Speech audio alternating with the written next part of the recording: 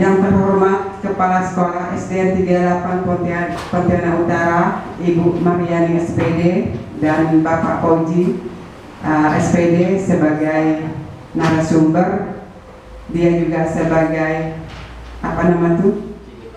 CGP angkatan ke-11 ya, angkatan ke-11.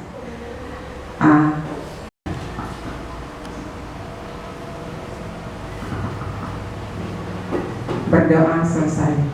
Untuk acara selanjutnya, acara pembuka, yaitu saya serahkan kepada Ibu Mariani SPD sebagai Kepala Sekolah untuk membuka kegiatan yang akan kita laksanakan hari ini tentang hal apa yang mesti kita lakukan.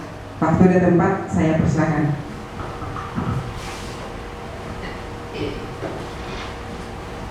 Bismillahirrahmanirrahim. Assalamualaikum warahmatullahi wabarakatuh. Waalaikumsalam warahmatullahi wabarakatuh. Selamat siang. Siang Bu. Selamat. Baik, yang pertama puji syukur kita panjatkan kepada Allah Subhanahu wa Ta'ala yang mana hari ini dapat melaksanakan kegiatan CGP ya Pak Fauji.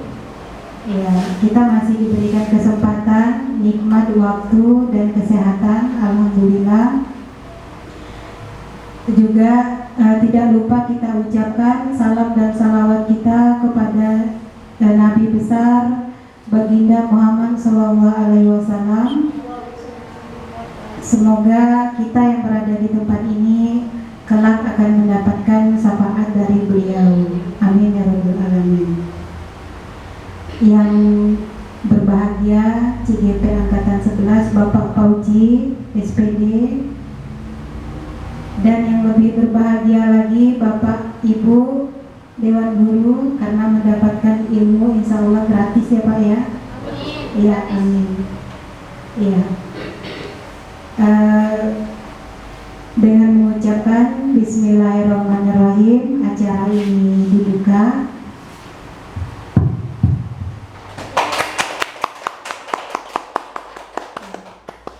Masih sepatah dua patah kata ya Pak Fauji. Iya. Nah, pada kegiatan ini sebenarnya itu banyak nilai positifnya untuk kita semua. Ya, salah satu contoh yang saya lihat, saya amati, saya diam tapi saya mengamati, tapi saya perhatikan ya. Yang pertama itu tentang upacara. Kemarin upacara masih banyak pelanggaran ya Pak Fauji. Nah, pada minggu terakhir kemarin, di minggu terakhir katanya saya lihat ini harus gini, oh ya lakukan Pak Fauji, saya bilang. Nah, alhamdulillah satu contoh nyata sebagai calon guru penggerak sudah dilakukan di sekolah kita. Nah, satu contoh nyata. Nah, alhamdulillah tadi pada saat upacara tidak ada lagi pelanggaran yang terlihat. Itu secara atribut yang bisa dilihat secara kasat mata. Nah, saya ucapkan terima kasih kepada Bapak Fauji ya, sudah memberikan perubahan di sekolah kita. Sudah memberikan perubahan, sudah berdampak.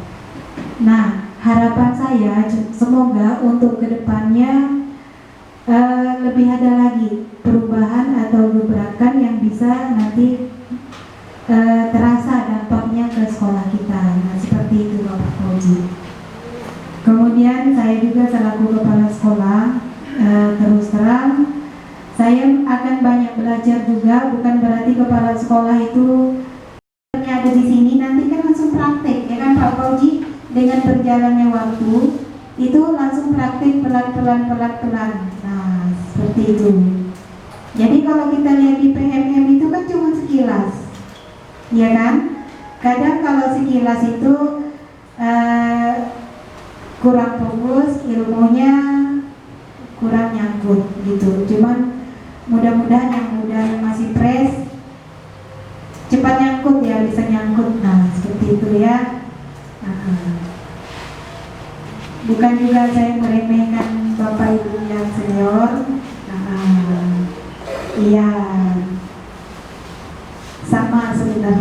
mengerti lah ya. Yang senior juga cepat pahamnya. Kadang kita belajar di usia usia 50-an itu kadang masuknya sedikit gitu kan. Iya.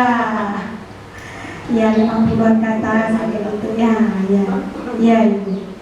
Nah, baik, tentang budaya disiplin positif ini hari ini teori, nanti dengan berjalannya waktu penerapannya nanti saya harapkan bagaimana Bapak Fauji bisa berdampak baik kepada guru maupun kepada peserta didik di sini. Itu harapan saya. Baiklah, untuk mempersingkat waktu tidak panjang lebar lagi, saya serahkan kepada Bapak Fauji selaku CGP Angkatan 11 BSD 38. Silakan memaparkan. Kemudian juga yang tidak kalah pentingnya, semoga nanti ada dari Bapak Ibu ini yang menyusul di angkatan berikutnya. Amin. Ya. Nah, sudah ada satu, ya kan? Nah, ada tempat bertanya. Kadang kalau kita mau nanya ke sekolah-sekolah lain, rasanya gitu kan? Ini kan sudah ada narasumber di sekolah kita.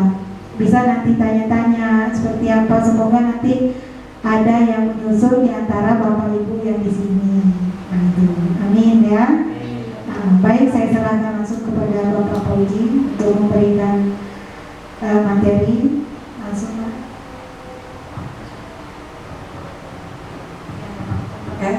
Untuk acara selanjutnya yaitu acara inti tentang apa yang mau disampaikan oleh Bapak Fauji SPD, yaitu materinya tentang budaya positif. Nanti kita akan dengar apa-apa yang dipaparkan oleh Bapak Fauji, kita dengarkan bersama. Semoga bisa bermanfaat untuk guru-guru di sini dan untuk anak kita semuanya. Amin. Waktu dan tempat saya persilakan kepada Bapak Fauji untuk menyampaikan materinya. Terima kasih. Terima kasih Bu Rono, terima kasih juga Ibu Mariani selaku kepala sekolah. Sebelum dimulai saya ingin mengucapkan terima kasih yang sebesar-besarnya kepada rekan-rekannya, kepada rekan-rekan teman-teman yang sudah sudi hadir dalam kegiatan yang insya Allah dalam kegiatan ini ilmu yang saya peroleh bukan hanya untuk saya sendiri. Niat saya insya Allah ini untuk kebaikan kita bersama, untuk kebaikan sekolah kita bersama. Untuk yang tidak bisa hadir, mudah-mudahan untuk pertemuan berikutnya bisa hadir. Kemudian apapun pemahaman kita tentang hari ini, kalau memang kita masih bisa berbagi, kita tetap bisa berbagi, tetap berbagi kepada teman-teman yang belum mendapatkan materi. Karena saya pikir dan saya anggap bahwa materi ini sangat penting bagi kita, karena saya yakin banyak hal-hal baru yang baru kita temui. Bahkan kalau ada teman-teman yang sudah memperoleh materi ini, saya sangat luar biasa mengapresiasinya. Baik Bapak Ibu, bismillahirrahmanirrahim. Assalamualaikum warahmatullahi wabarakatuh. Waalaikumsalam warahmatullahi wabarakatuh.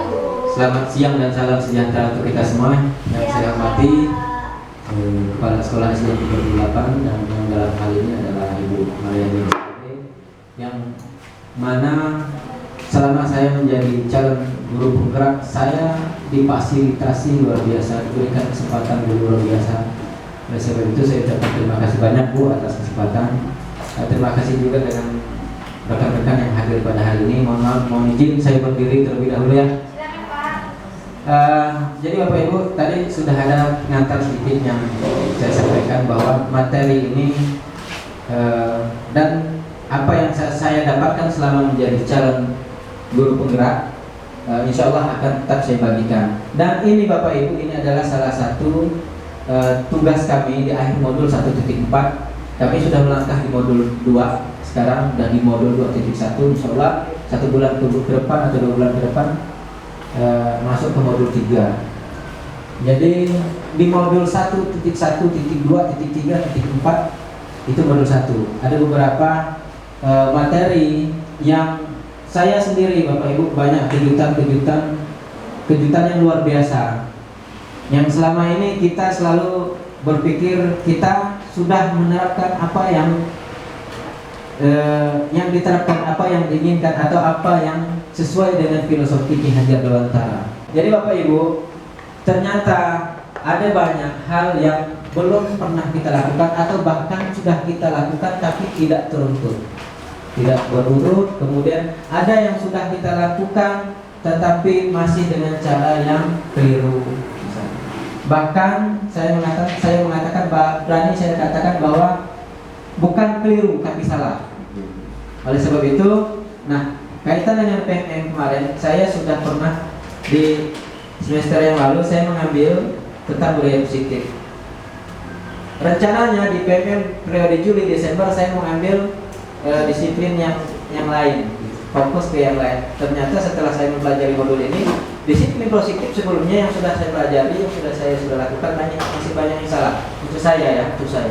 Nah, baik Bapak Ibu, ini adalah materi kita hari ini, diseminasi materi budaya positif.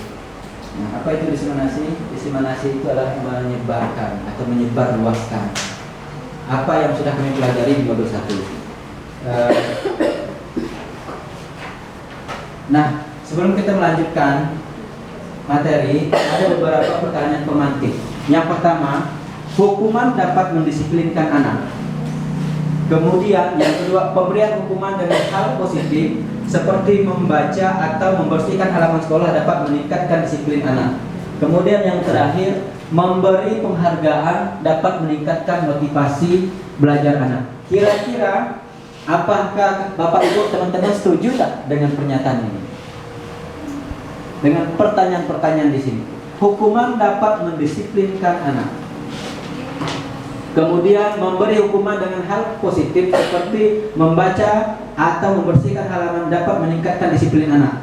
Yang ketiga, memberikan penghargaan dapat meningkatkan motivasi belajar anak. Apakah teman-teman setuju dengan pernyataan ini? Ya. Kira-kira yang mana yang disetujui, yang mana yang tidak setuju dengan pernyataan ini? Tidak setuju. Oke. Coba silakan. Terima kasih Pak. Sebenarnya saya gimana ini Pak? Saya setuju pada poin kedua itu pemberian hukuman dengan hal positif seperti membaca atau membersihkan halaman. Nah ini dapat membuat anak mau tidak mau kan membaca tuh Pak, jadi menambah wawasan dia. Juga dengan cara memberikan hukuman seperti membersihkan halaman sekolah itu juga akan buat halaman sekolah kita menjadi bersih, tapi meningkatkan disiplin anak.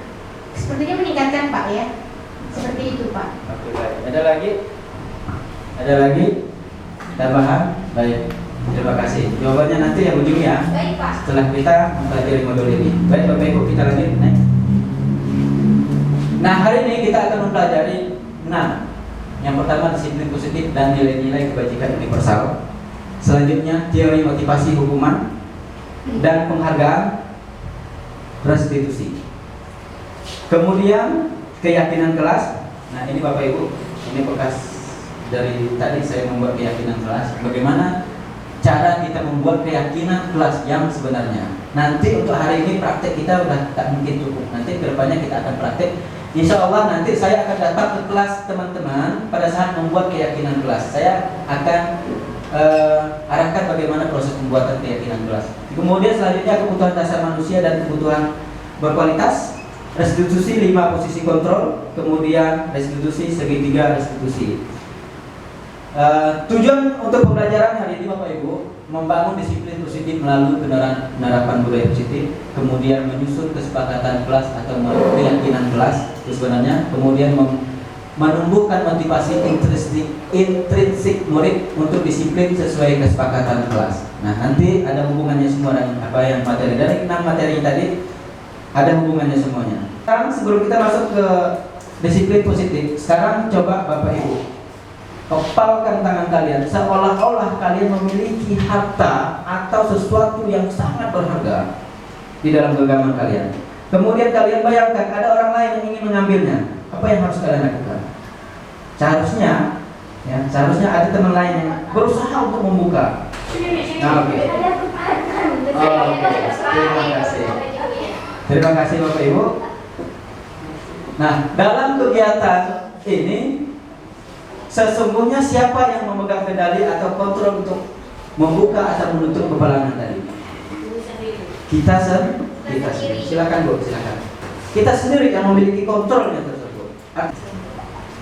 Perubahan paradigma Dr. William Glasser dan kontrol teori yang kemudian hari berkembang dan dinamakan choice theory meluruskan beberapa miskonsepsi tentang makna kontrol. Nah, ini makna kontrol, tadi kita yang kontrol. Yang pertama, ilusi guru mengontrol muridnya. Bagaimana seseorang bisa berubah dari paradigma stimulus respon kepada pendekatan teori kontrol? Bila kita ingin membuat kemajuan perlahan, sedikit-sedikit ubahlah sikap atau perilaku Anda. Namun, bila kita ingin memperbaiki cara utama kita, maka kita perlu mengubah kerangka acuan kita. Ubahlah bagaimana Anda melihat dunia, bagaimana Anda berpikir tentang manusia. Ubahlah paradigma Anda, skema pemahaman dan penjelasan aspek-aspek tertentu tentang realitas. Berasal dari bahasa Latin. Ya. Disiplin itu berasal dari bahasa Latin yang artinya belajar. Itu yang sebenarnya Bapak Ibu.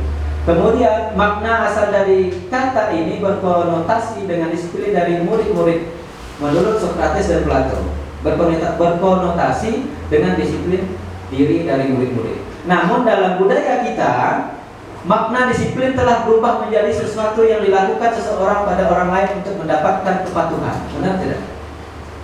Disiplin. Kita selalu menggunakan kata disiplin untuk membuat orang lain patuh pada kita. Padahal arti sebenarnya disiplin adalah belajar. Kemudian kecenderungan umum adalah menghubungkan kata disiplin dengan ketidaknyamanan, bukan dengan apa yang kita hargai atau pencapaian suatu tujuan mulia. Ini yang saya maksud tadi. Ini saya maksud tadi. Kita menggunakan kata disiplin menjadikan sebuah peraturan yang membuat orang tidak nyaman. Padahal arti sebenarnya itu disiplin belajar. Kemudian Ki Hajar Dewantara maupun Dian Gosen mengartikan disiplin sebagai bentuk kontrol diri, yaitu belajar untuk kontrol diri agar dapat menciptakan suatu tujuan mulia. Disiplin dari membuat orang menggali potensi menuju sebuah tujuan apa yang dihargai. Nah, apa yang Bapak Ki Hajar Dewantara pernah katakan? Coba next. Ini Bu. Disiplin merupakan salah satu penerapan disiplin yang bertujuan untuk menumbuhkan kesadaran serta memberdayakan peserta didik tanpa imbalan, penghargaan, ancaman atau hukuman. Lanjut Pak.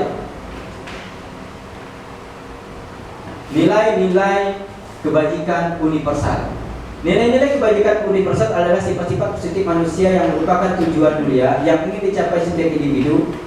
Nilai-nilai tersebut bersifat universal dan lintas bahasa, suku, bangsa, agama maupun latar belakang. Nilai-nilai kebajikan yang ingin dicapai oleh setiap anak Indonesia kita kenal dengan profil belajar Pancasila. Nah, profil Pancasila ini adalah nilai-nilai kebajikan. Kemudian kalau nilai-nilai universal yang ini, ya, nilai-nilai kebajikan adalah sifat-sifat positif manusia yang merupakan tujuan manusia yang ingin dicapai setiap individu. Next kali. Yang kedua, teori motivasi, hukuman dan penghargaan, kemudian restitusi. Next. Teori motivasi perilaku manusia. Dian Gosen dalam bukunya Restoring School Discipline menyatakan ada 3 motivasi perilaku manusia. Yang pertama untuk menghindari ketidaknyamanan. Kemudian untuk mendapatkan imbalan dari orang lain, itu eksternal yang kedua-duanya. Untuk menghargai diri sendiri. Nah, ini yang dari internal. Lanjut Pak Arif. Nah, ini yang saya katakan tadi bahwa Ki Hajar Dewantara mengatakan, menurut Ki Hajar Dewantara, merdeka itu artinya tidak hanya terlepas dari perintah, akan tetapi juga cakap membuat perintah untuk diri kita sendiri. Itu yang dikatakan merdeka menurut Ki Hajar Dewantara. Yang dikatakan. Oke, silakan lanjut Pak Arif. Dihukum oleh penghargaan. Nah, ini yang sering keliru kita lakukan. Kita sudah mulai tahap, mulai masuk ke sikit-sikit Bapak Ibu, masuk ke sikit-sikit apa yang dihukum oleh penghargaan. Saat kita berulang kali menjanjikan hadiah kepada anak-anak agar berperilaku bertanggung jawab, atau kepada seseorang murid agar mempelajari sesuatu yang baru, atau kepada karyawan agar melakukan pekerjaan yang berkualitas, kita sedang berasumsi mereka tidak dapat melakukannya atau mereka tidak akan memilih untuk melakukannya. Itu menurut Al-Fiqh. Jadi Bapak Ibu, apabila kita sering atau yang sering kita lakukan saat ini, contoh pada saat kenaikan kelas kita memberikan hadiah. Itu bukan lomba ya, ini selain daripada lomba. Kalau lomba memang akhirnya hadiah kalau lomba. Tapi kalau dalam proses pembelajaran kita sering memberikan hadiah, ternyata itu keliru. Malah kita menghukum sebenarnya. Atau bahkan kita beranggapan bahwa orang tersebut tidak bisa melakukan. Nah, pada akhirnya apa? Pada akhirnya orang lain ingin melakukan tersebut karena ada faktor eksternal. Ini yang dimaksud dengan faktor eksternal. Ada faktor eksternal. Faktor eksternalnya apa? Oh, kira-kira kalau saya melakukan ini ada hadiah, saya dapat apa? Seperti itu. Jadi kemudian yang diharapkan kita adalah munculnya dari diri sendiri. Kalau saya melakukan hal ini, apa yang saya peroleh? Tapi kalau dia berpikir kalau saya melakukan ini, apa yang saya peroleh dan apa hadiah apa yang saya dapatkan? Berarti dia terpicu melakukan sesuatu dari luar, bukan karena keinginan sendiri. Oke, lanjut Pak Ari. Perbedaan hukuman dan konsekuensi. Nah, yang sering kita lakukan saat ini adalah konsekuensi. Restitusi jarang. Mungkin sudah tapi belum betul. Tindakan guru mencatat 100 kali di dalam buku kalimat. Saya tidak akan terlambat lagi karena terlambat sekolah. Itu hukuman. Lari mengelilingi lapangan basket 2 kali karena terlambat hadir di sekolah, itu hukuman. Ini ada lagi Bapak. Yang ini lari mengelilingi 2 kali lapangan basket pada saat pelajaran olahraga, itu bukan hukuman. Ingat. Tapi kalau lari mengelilingi lapangan basket 2 kali karena terlambat hadir di sekolah, itu hukuman. Tapi kalau pada saat jam pelajaran berbeda konsep, beda disiplin. Ini bukan hukuman, tapi kalau di pelajaran olahraga ini menjadi konsekuensi, bukan restitusi. Kemudian murid diminta untuk push up 15 kali karena tidak menggunakan masker ke sekolah, itu hukuman. Menggantikan kertas tugas teman yang telah dicoret-coret, itu konsekuensi. Konsekuensi dengan hukuman berbeda lagi. Keyakinan kelas juga berbeda lagi. Kemudian membersihkan tumpahan air di meja tulis karena tersenggol pada saat belajar, itu konsekuensi. Nah, ini adalah contoh-contoh konsekuensi. Ada juga contoh-contoh hukuman. Silakan Pak Ari, nanyakan Pak Ari. Restitusi. Nah, restitusi adalah proses menciptakan kondisi bagi murid untuk memperbaiki kesalahan mereka sehingga mereka bisa kembali pada kelompok mereka dengan karakter yang lebih kuat. Gosen tahun 2004. Restitusi juga adalah proses kolaboratif yang mengajarkan murid untuk mencari solusi untuk masalah dan membuat murid berpikir tentang seperti apa yang mereka inginkan dan bagaimana mereka harus memperkuat orang lain. Itu menurut Johnson Gosen. Jadi Bapak Ibu, tadi sudah disinggung oleh Ibu Kepala Sekolah bahwa di minggu ketiga saya menangani, hari ini adalah hari Senin, yang minggu ketiga saya menangani siswa yang tidak menggunakan atribut. Hari ini bukan tidak ada, cuma ada 2 orang. Saya melihat itu ada 2 orang yang saya pantau yang hari ini tidak menggunakan atribut. Kalau sebelumnya ada 8. Cuman yang saya senang, yang melakukan kesalahan hari ini, yang tidak menggunakan atribut hari ini bukan orang lain. Nah, jadi bagaimana itu bisa terjadi? Nah, kemarin sengaja saya bawa Pak Ari bagaimana cara proses menangani. Itu namanya ada segitiga restitusi. Nanti saya jelaskan di yang materi berikutnya. Karena ini ada 43 slide. Lanjutkan Pak Ari. Hukuman, konsekuensi dan restitusi. Apa yang terjadi pada anak dari ketiga tersebut? Kalau hukuman membuat anak sakit fisik ataupun sakit hati. Kemudian konsekuensi membuat anak merasa tidak nyaman dalam jangka waktu pendek. Tapi kalau restitusi menguatkan anak dalam jangka waktu waktu yang lalu itu restitusi. Perbedaan dari ketiga ini, hukuman, konsekuensi, dan restitusi. Itu perbedaan. Kemudian apa akibat dari hukuman? Anak membenci kedisiplinan. Akibat dari konsekuensi, anak menghargai disiplinan. Tapi akibatnya dari kita melakukan restitusi, anak menghormati dirinya dan orang lain. Selanjutnya, apa akibat dari? Ada paksaan dalam hukuman. Akibat dari konsekuensi, stimulus atau tanggapan. Dia ada tanggapan. Lalu konsekuensi. Nah, kalau restitusi ada teori kontrol. Mendorong menyalahkan diri dalam hukuman. Tapi kalau konsekuensi mendorong kepatuhan.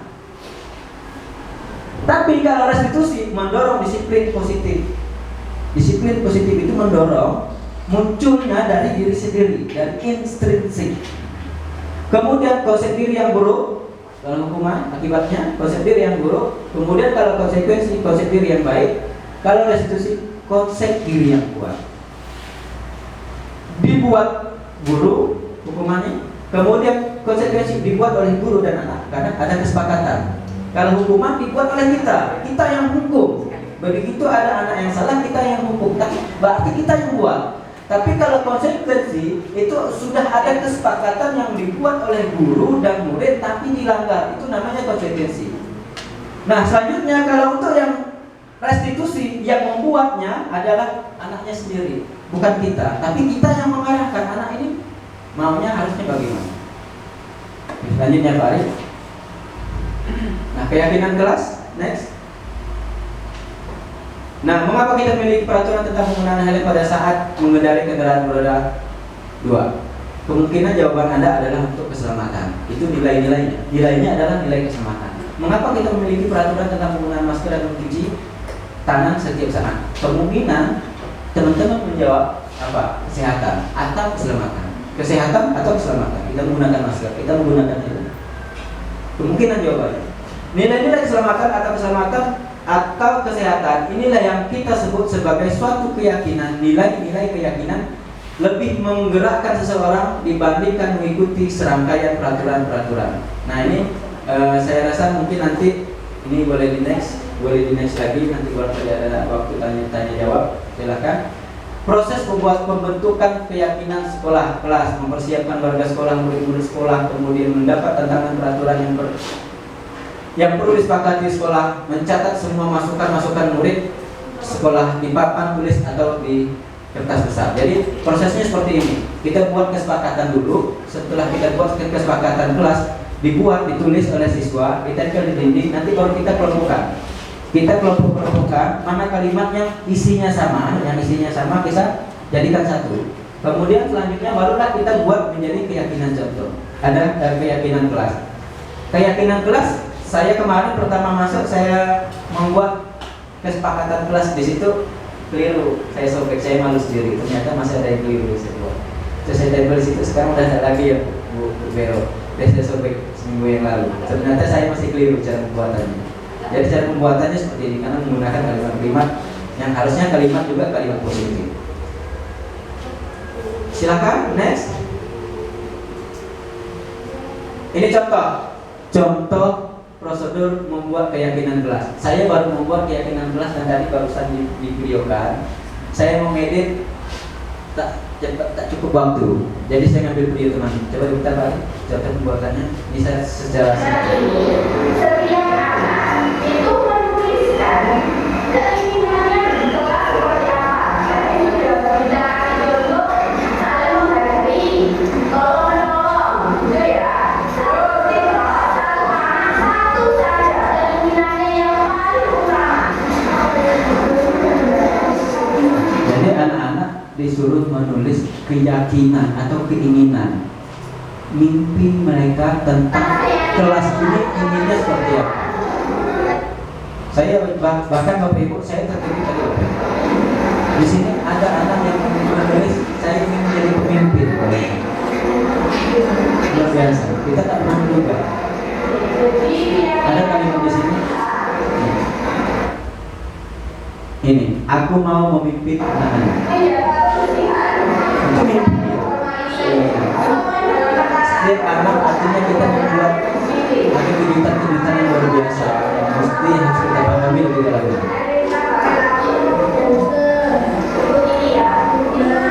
Ini saya ngambil video teman saya, Pak. Jika anak itu membuat masalah, ini yang harus dipahami. Dipahami juga kenapa anak melakukan kesalahan, kenapa anak melakukan yang tidak seharusnya dilakukan. Penyebabnya karena ada kebutuhan dasar yang belum terpenuhi.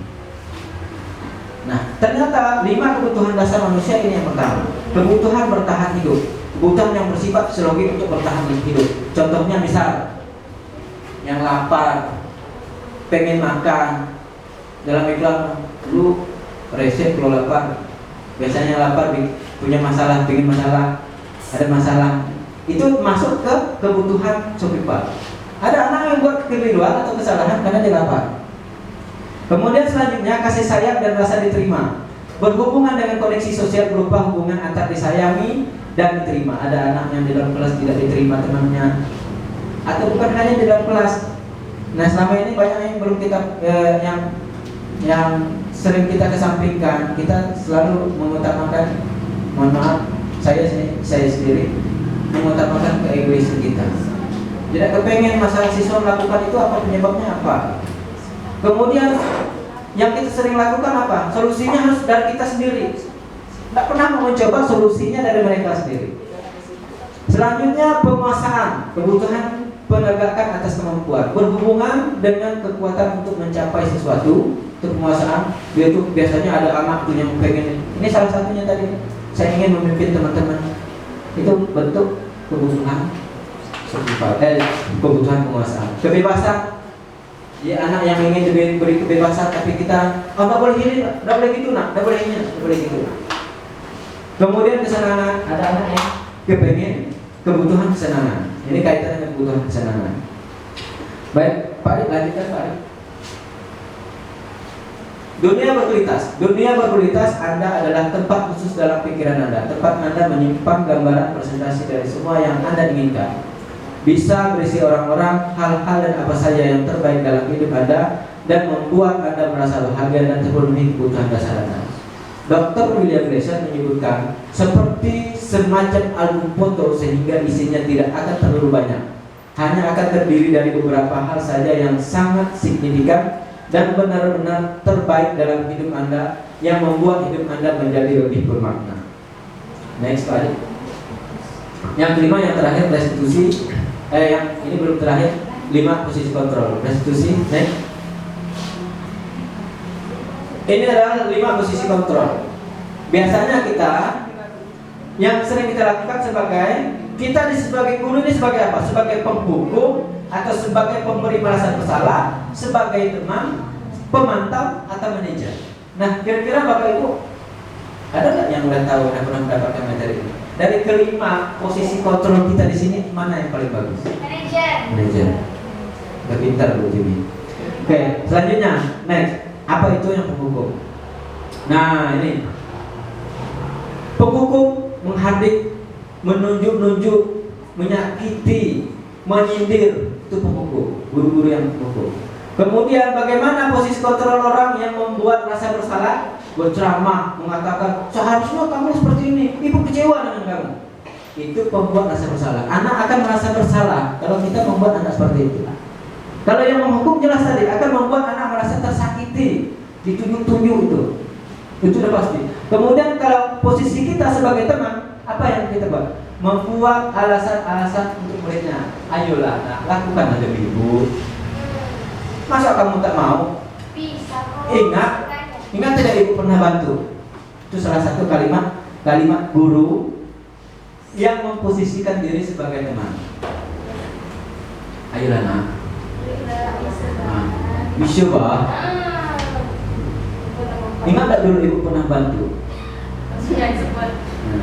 Itu posisi guru, posisi kontrol kita yang sebagai teman. Kemudian sebagai pemantau apa? Yang kaitannya dengan data. Nah, kamu tahu tidak peraturan hari ini? Kamu tahu tidak peraturan sekolah ini? Itu posisi kita sebagai pemantau. Tapi sebagai manajer apa? Mengajukan pertanyaan-pertanyaan. Contoh, apa yang kita yakini? Apa yang bisa kau kerjakan untuk memperbaiki masalah? Hasilnya apa? Kalau hasil dari hukum memberontak, anaknya akan memberontak. Kemudian anaknya akan menyalahkan orang lain. Anaknya akan berbohong. Anaknya akan menyalahkan diri sendiri. Itu hasil dari hukuman. Apalagi hasil dari pembuat orang merasa bersalah apa? Menyembunyikan, menyangkal, berbohong. Ini hasil dari pembuat merasa bersalah. Kalau posisi kita sekarang, kita yang renungi kita sendiri, kita posisinya di mana? Kita sebagai penghukum, kita sebagai orang yang membuat bersalah, merasa bersalah, kita ini sebagai teman kan kepada murid, kita ini sebagai pemantau atau kita sebagai manajer. Kita renungan sendiri sekarang. Ini hasilnya kalau kita sebagai teman apa yang hasilnya terjadi? Ketergantungan. Tahu ketergantungan, Bapak Ibu? Nanti orang tersebut, anak tersebut tidak mau ditegur saya ini, maunya tegur Bu Dewi ya. Anak yang saya bimbing tidak mau ditegur saya, mau ditegur Bu Pero ya. Maunya ditegur Bu Nonong ya. Dia ketergantungan. Kalau kita berlaku menjadi posisi kontrol, menjadi sebagai teman kita. Ini salah satu contoh kalimat kita nih yang sering kita lakukan. Selanjutnya apa? Pemantau. Apa hasil dari pemantau? Menyesuaikan diri bila diawasi. Ini hasil siswa. Dia diawasi ini. Ibu kepala sekolah yuk. Begitu ibu tak baik, ibu kepala sekolah tak ada yuk. Kalau ada ibu kepala sekolah duduk tenang kan? Misal, ini contoh. Kita di sini sih enggak. Kita di sini tak ada. Sekolah lain. Sekolah lain bisa contoh. Baik-baik. Ya, jadi seperti itu ya. Ini hasilnya. Kalau mantap pada saat ada yang mantau nih anak-anak, lengkap semua. Jadi kita kadang-kadang lepas baju dia kan. Pintar dia. Kita posisinya dong. Nah, tapi kalau kita sebagai manajer apa? Apa yang dihasilkan? Memuatkan pribadi. Memuatkan pribadi Anda. Nah, ini nanti materi ini akan saya bagikan ke Bapak Ibu. Saya merasa di sini dari semua materi ini penting, paling penting semua. Di sini yang saya berhasil. Selanjutnya posisi penghukum. Ini contohnya Bu, beliau posisi penghukum. Silahkan disimak. Putar Pak.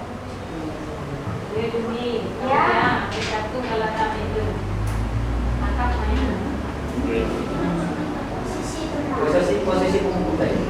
Dibuat video pertama. Posisi penghukum. Bagaimana contoh guru dalam posisi penghukum. Ini contohnya.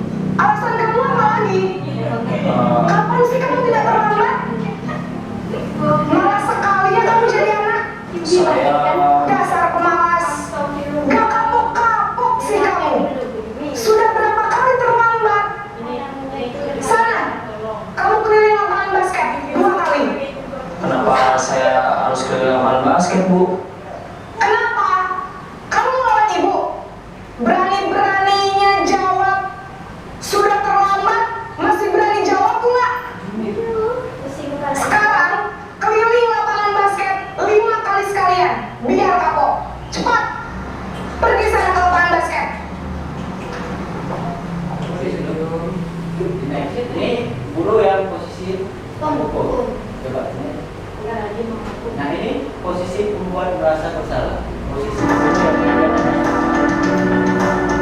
Video ini Bapak Ibu dibuat pada saat musim COVID, jadi tidak berada lagi. Ya.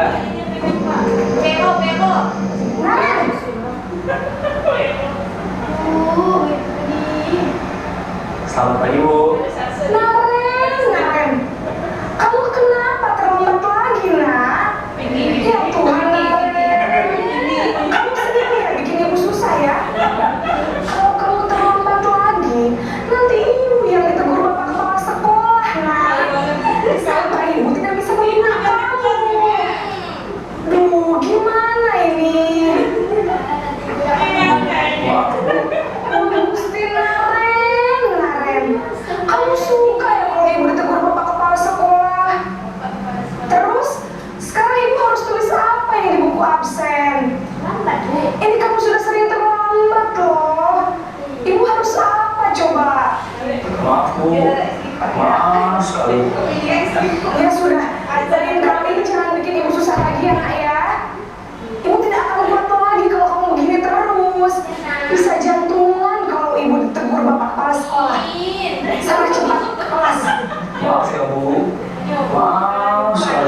Ini posisi guru yang pembuat merasa bersalah.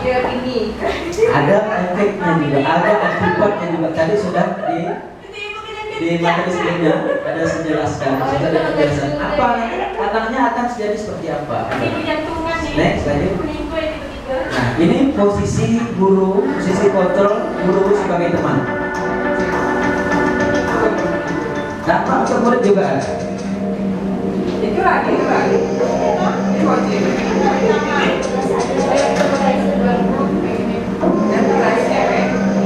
Naren,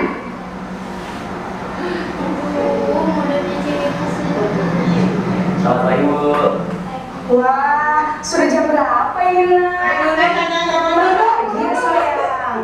Iya Bu, habis ibu saya lupa membangunkan saya Bu. Kamu malah menyalahkan ibu kamu. Kamu bukannya anak yang paling kencang. Kok terlambat sih? Iya Bu, saya memang terlambat bangun tadi. Jadi biarpun saya lari kencang, tetap gak kekejar Bu. Ya sudah sana. Nanti lain kali larinya lebih kencang lagi ya. Biar gak terlambat lagi. Bikin senang ibu. Demi ibu. Bisa kan? Bisa lah Bu. Ya sudah sana masuk kelas. Ibu beresin urusan absen kamu. Kamu ini ada-ada saja. Masih ingat apa akibat dari posisi kontrol sebagai teman tadi? Iya, jadi kayak kalau ibu jadi ya macam itu. Ketergantungan. Oke, tadi kan baik. Lanjut kembali. Ya gitu, biar paham.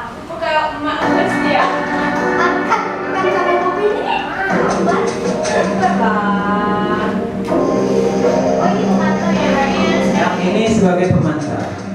Dia nampak kepada siswa, dia akan mengikuti aturan kalau ada yang memantau.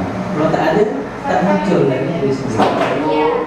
Naren, Biasa. apa aturan sekolah kita tentang jam berapa Biasa di kita sekolah harus masuk kami sekolah? dulu kayak gitu. Kalau ada kepala sekolah, kan ada pemantau kan? Terus di sekolah Kalau juga. tak ada kepala sekolah, Iya betul, sekarang sudah jam mulai dah udah 7.20. keluar. Naren sudah tahu konsekuensinya jika terlambat hadir. Oke. Bu, saya harus tinggal kelas pas jam istirahat selama 20 menit. Iya benar, konsekuensinya demikian. Jadi nanti jam 9.30 pas istirahat, kamu harus tinggal di kelas, kerjakan tugas tambahan untuk ketertinggalan kamu, ya? Baik Bu. Jam 9.30. Tapi pada saat ibunya nggak ada gimana? Karena tidak ada pemantau. Belum tentu dia mau, Pak kita pulangnya jam 2. Nanti selalu terus sesuai data. Naik lanjutkan Pak. Sesuai data. Ini posisi manajer. Maksudnya itu kayak gini nih. Kayak siapa coba ini? Kita contoh. Kayak apa?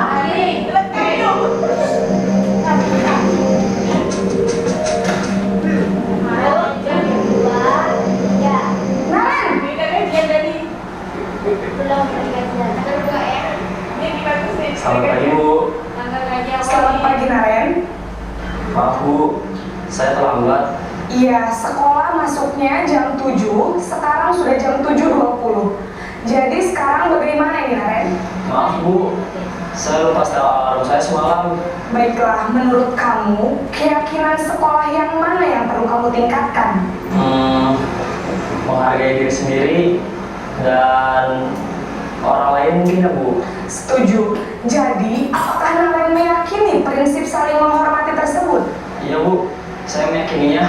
Apakah Naren bersedia memperbaiki masalah keterlambatan ini? Bersedia Bu. Bagaimana kamu akan perbaiki masalah keterlambatan ini? Saya akan coba untuk tidak lupa menyetel alarm saya Bu. Baik, kalau Naren lupa menyetel alarm di rumah, ada orang yang kira-kira bisa bantu mengingatkan tidak? Ada Bu, kakak saya, Kak Emma. Ada lagi selain Kak Emma? Selain Kak Emma, ada ibu saya. Baik, jadi yang mengingatkan Naren adalah Kak Emma dan ibu kamu ya? Kira-kira akan mulai setel alarm kapan nih Naren? Setelah pulang sekolah, akan segera saya lakukan.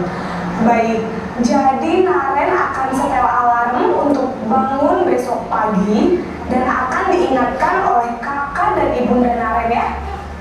Ada lagi yang mungkin perlu dilakukan Naren? Kenapa agar tidak terlambat bangun lagi. Tidak ada, Bu. Baik, Naren. Terima kasih untuk kerjasama kamu. Sekarang kamu perlu kembali ke kelas untuk belajar. Baik, Bu. Terima kasih. Oke, Farid. Next, Farid. Jadi ini adalah posisi model. Di sini ada segitiga restitusi namanya. Ini. Nah, segitiga restitusi saat kita menyelesaikan masalah siswa atau murid yang bermasalah, kita menggunakan segitiga restitusi. Apa yang kita lakukan pertama? Validasi tindakan yang salah. Ini yang kita lakukan. Menanyakan mengapa dia melakukan hal tersebut. Apa alasan dia melakukan tersebut. Kemudian yang kita lanjutkan selanjutnya adalah menstabilkan identitas. Contoh, misal ada anak yang melakukan kesalahan. Kita beri penguatan, kita stabilkan identitasnya. Tidak semua siswa yang sempurna, pasti pernah melakukan kesalahan. Nah, itu adalah bentuk kata-kata yang menstabilkan identitas. Yang terakhir apa? Menanyakan keyakinan. Apa yang kita yakini melalui kelas kita. Di kelas kita, di sekolah kita yakinnya apa? Selanjutnya apa? Contohnya kemarin. Nah, saya sedikit cerita. Kebetulan Pak Ari juga saya bawa pada saat menangani siswa yang tidak menggunakan atribut. Minggu berikutnya, alhamdulillah tidak ada lagi. Bukan anak tersebut melakukan hal yang melakukan kesalahan. Yang pertama, yang saya lakukan contoh. Selama ini, mohon maaf, bahkan minggu sebelumnya saya yang manggil siswa. Kalau siswa tidak menggunakan atribut, begitu siswa dipanggil, setelah dia masuk ke barisan, kemudian kita panggil, dia keluar barisan, apa yang dia rasakan? Dia keluar dari kelompoknya. Ya kan? Pertama yang dia rasakan, dia sudah merasa dia keluar dari kelompoknya. Setelah kita panggil, kita tanyakan, pernah nggak kita mengetahui penyebab mereka tidak menggunakan atribut itu apa yang sebabnya? Selanjutnya yang guru kita yang biasa kita lakukan apa? Minggu depan mau harus menggunakan pakaian atau atribut lengkap. Pernah nggak menanyakan kenapa hari ini mereka tidak menggunakan atribut? Ya, itu sudah pernah. Maka saya bilang kegiatan segitiga restitusi sering kita lakukan, tapi tidak utuh. Kemudian dalam mengembalikan atau menstabilkan identitas kita belum tepat. Jadi anak merasa keluar dari kelompoknya. Kemudian selanjutnya nanti kita jangan hanya berkata kamu minggu depan, Senin depan kamu sudah harus menggunakan topi, semua harus sudah menggunakan dasi. Tapi kita cari solusi. Dia cari solusi, kita yang bantu. Contoh, nah kenapa kamu hari ini tidak menggunakan topi? Lupa Pak. Nah kenapa hari ini kamu tidak pakai dasi? Lupa Pak. Nah bagaimana cara minggu depan supaya kamu tidak lupa? Kita tawarkan solusi kepada dia sendiri. Dia yang mencari solusinya, kita yang mengarahkan. Kita yang menawarkan solusi. Bagaimana supaya kamu tak lupa? Ini salah satu contoh tadi. Pasang alarm. Kemudian kayak kemarin, bagaimana kamu supaya nggak lupa dasi? Pulang sekolah saya langsung masukkan dasi ke tas Pak. Seumpamanya kalau kamu lupa, siapa yang mengingatkan? Ada emak. Selain emak siapa? Ada kakak. Jadi mereka akan menemukan solusi sendiri. Dan secara intrinsik, bukan dari dorongan orang luar lain, bukan dari eksternal, bukan dari dorongan orang lain, secara pribadi muncul dari diri sendiri. Baik Bapak Ibu, ini tadi Pak Ari sudah hampir di penghujung nih. Menstabilkan kita sudah tadi. Ini salah satu contoh. Kemudian validasi tindakan yang salah, bisa saya jelaskan. Oke, siap. Menanyakan keyakinan sudah saya tanyakan. Next. Contoh penerapan segitiga restitusi itu video saya Pak Ari, udah tidak perlu diputar. Itu saya sendiri. Video saya dengan siswa yang lain saya buat sendiri. Berapa hari karena saya mesti harus bekerja sendiri, ngedit, dan kemudian diputar. Ini saya dengan dulu siswa saya. Waalaikumsalam. Pulang. Silahkan masuk. Next Pak Ari. Apakah kamu Ini contoh penerapan segitiga restitusi yang dibuat. Silahkan next. Jangan nangis Pak. Disiplin positif. Ini Ini sudah, Nek? Tidak, silakan. Oh, penonton, terima kasih. Oke, jadi itu video yang kedua. Jadi Bapak Ibu sukses. Terima kasih telah melihat. Mudah-mudahan apa yang saya sampaikan. Tapi sebelum saya tutup, kira-kira ada tidak pertanyaan atau ada yang ingin ditanyakan, atau memang misalnya kita sudah kepengen keburu-buru, ada yang ingin mau dikerjakan selanjutnya. Kita dalam hal ini saya membuka diri untuk tetap berdiskusi kepada saya. Kalau ada hal-hal yang ingin ditanyakan, selama saya bisa menjawab, selama proses saya menjadi calon guru penggerak ataupun bahkan jadi setelah saya jadi guru penggerak, kalau ada yang ingin ditanyakan atau ingin didiskusikan, silahkan Bapak Ibu. Terima kasih. Sekali lagi saya ucapkan terima kasih. Assalamualaikum warahmatullahi wabarakatuh. Oh, mau nanya?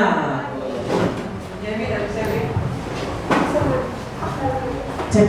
Assalamualaikum warahmatullahi wabarakatuh. Waalaikumsalam. Terima kasih untuk kesempatannya.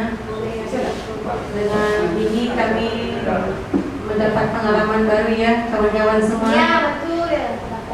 Dapat ilmu yang baru. Terima kasih kepada Pak Fauji yang telah menyampaikan materi yang sangat luar biasa ini.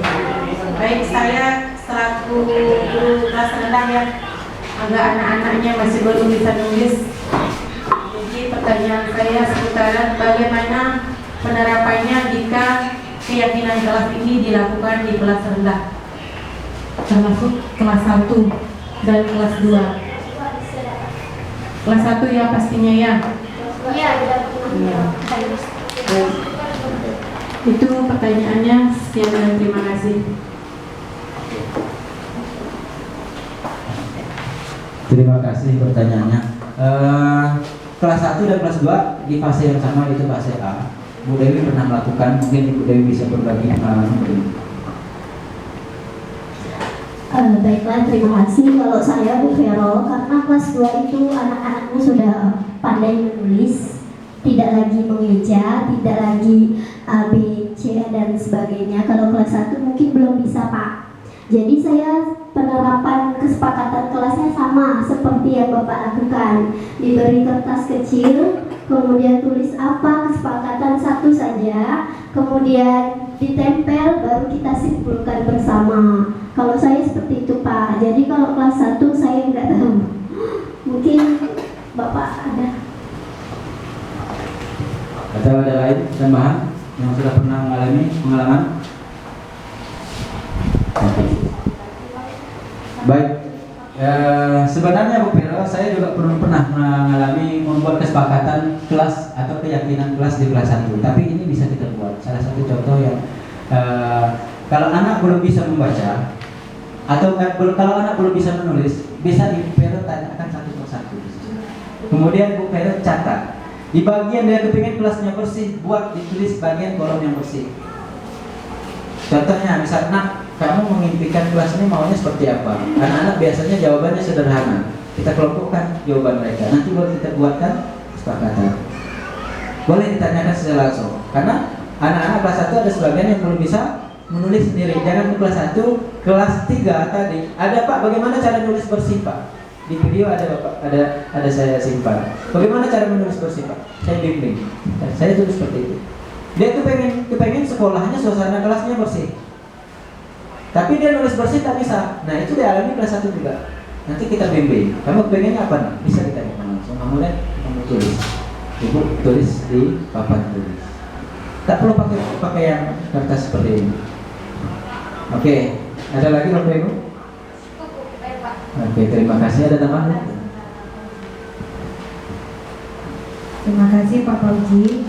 Nah, dari penjelasan Bapak Fauji tadi, sebenarnya kita selaku pendidik, terutama yang guru-guru sudah senior, sebenarnya kalau dulu itu biasa dilakukan, ya biasa dilakukan, cuman tidak terprogram gitu kan, ya tergantung mood gitu kan Bapak Ibu ya. Ya, itu yang saya lihat gitu.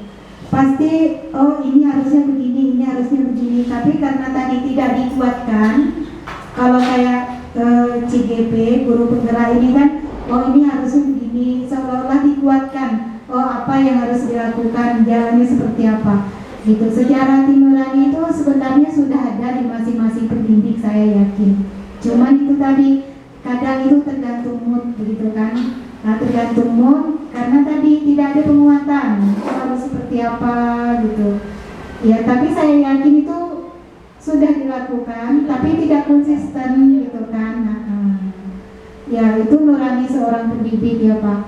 Memang bagus kalau saya lihat program-program guru penggerak. Jadi mewajibkan kita harus konsisten terus gitu. Jadi ilmu di guru penggerak juga itu sebenarnya itu tidak ada di bangku kuliah, benar nggak Bapak Ibu? Iya, tidak ada di bangku kuliah. Dia lebih apa ya ke psikologis gitu kan ya, psikologis, psikolog bagaimana ilmu kependidikan, pendekatan ke murid ke orang gitu kan. Nah, bagus ilmunya Pak Puji, bukan cuma hari ini, untuk besok-besok di hari-hari yang akan datang apabila Bapak Ibu teman kita butuh bantuan, saya rasa Bapak Puji siap membantu. Bapak Puji tidak masih dengan ilmunya. Karena apa? Apabila kita mendapatkan ilmu kemudian kita tularkan, itu nanti seperti apa ya, maka kita akan menambah lagi ilmu ini, menambah lagi. Tapi kalau kita punya ilmu, kita diamkan, mentok, nanti lama-lama pun bisa lupa. Nah gitu kan ya Pak Puji ya. Itu bahasa sederhana dari saya ya. Terima kasih, lanjutkan.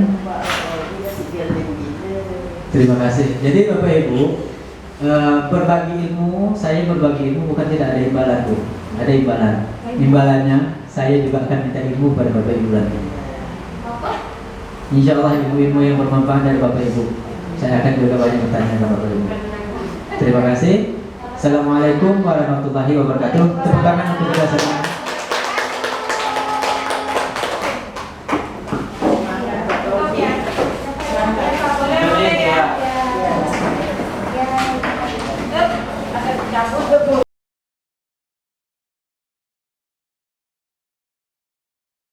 Assalamualaikum warahmatullahi wabarakatuh. Selamat pagi dan salam sejahtera untuk kita semua. Oke. Hari ini apa kabar kalian? Sehat? Oke, terima kasih.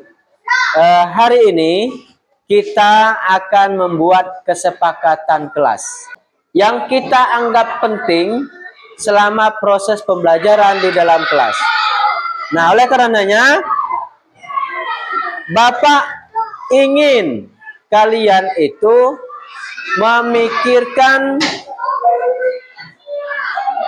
apa yang kalian anggap penting pada saat proses pembelajaran. Tahu apa itu kesepakatan kelas?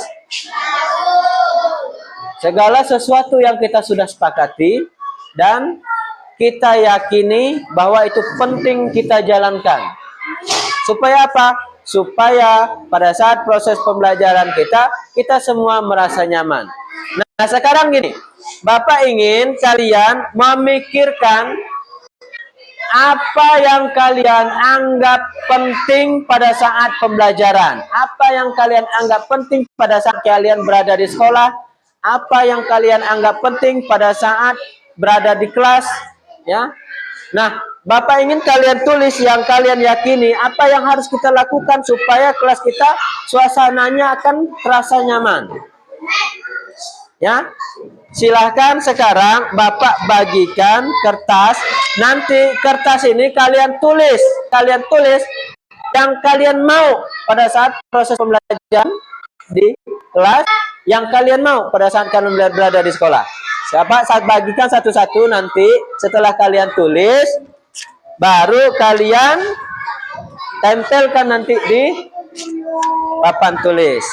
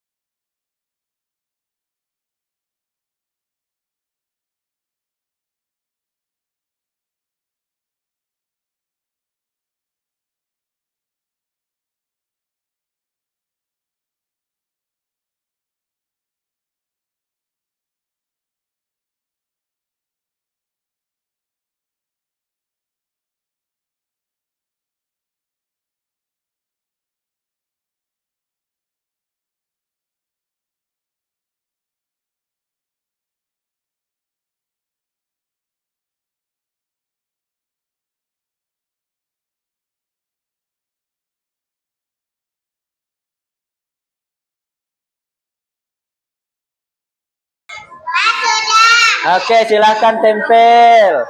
Yang sudah silahkan tempel di papan tulis.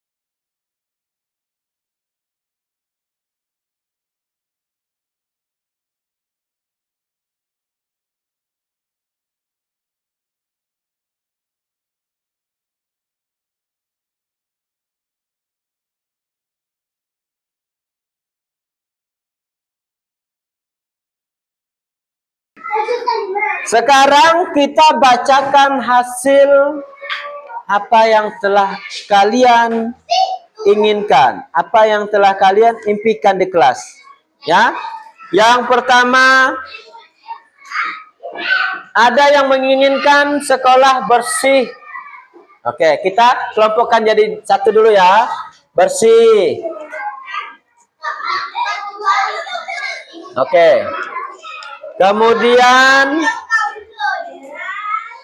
kelas bersih dan tidak ribut. Tuh, ini keren ini. Kelas bersih dan tidak ribut. Tempel nih, masuk. Yang bersih di sini, berarti sama-sama bersih. Ya. Kemudian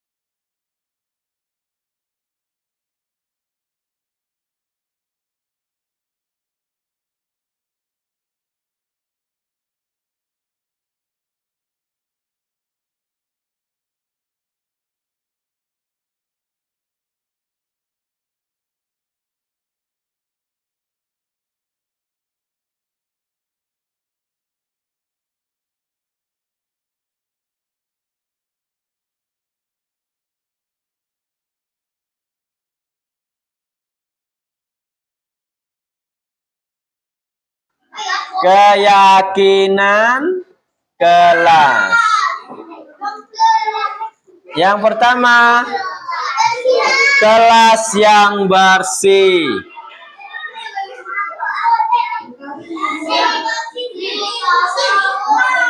Ya, ini yang terpenting di kelas kita, karena ini yang paling banyak yang dipilih atau yang kalian inginkan, kelas yang bersih. Yang kedua,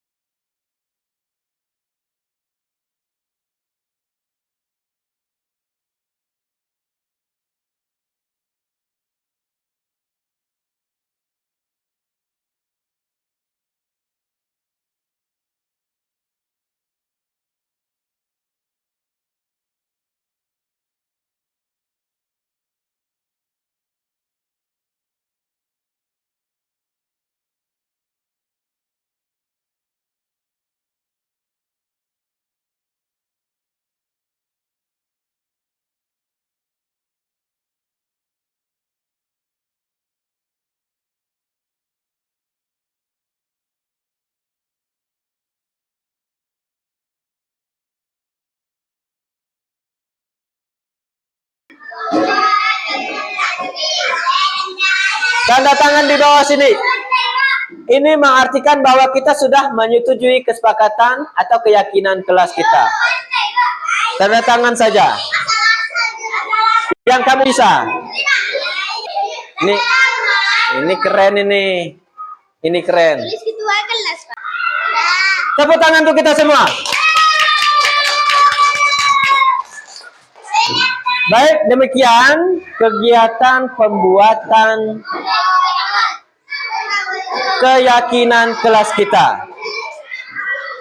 Kurang lebih mohon maaf. Assalamualaikum warahmatullahi wabarakatuh.